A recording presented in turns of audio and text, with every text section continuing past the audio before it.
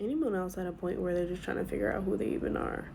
Because so much of life is suppression and making you palatable and making yourself convenient so that you can survive and get by. And our parents teach us that, to be palatable and convenient and just be quiet and be submissive. How many of your parents just didn't let you have an opinion, let alone let you experience negative emotions if it was inconvenient for them? Or they just felt like it wasn't a child's place. You were being defiant because you had negative emotions about something. And then you go to school and you have to be palatable at school. And they want you to sit down for 7.5 hours and they expect you to be palatable because you're being inconvenient to the teacher or to the structure of the way that school works. And then you go into the workforce and they want you to be palatable and they want you to perform. Doesn't matter how you're treated. You have to be palatable because it's convenient to the flow of the workforce. And then you get in relationships, friendships, romantic relationships, whatever.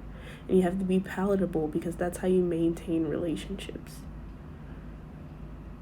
Your friendships are so fragile because you can't act out because you'll lose a friend.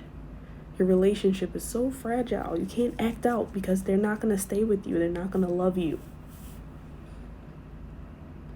It's to the point where you really got to ask yourself, who am I without all these things? Like, what do I actually feel?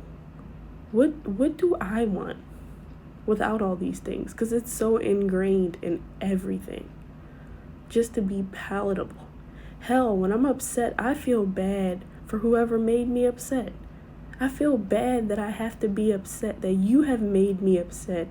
And now I have to hold these feelings in because I don't want to make you upset at the fact that I'm upset.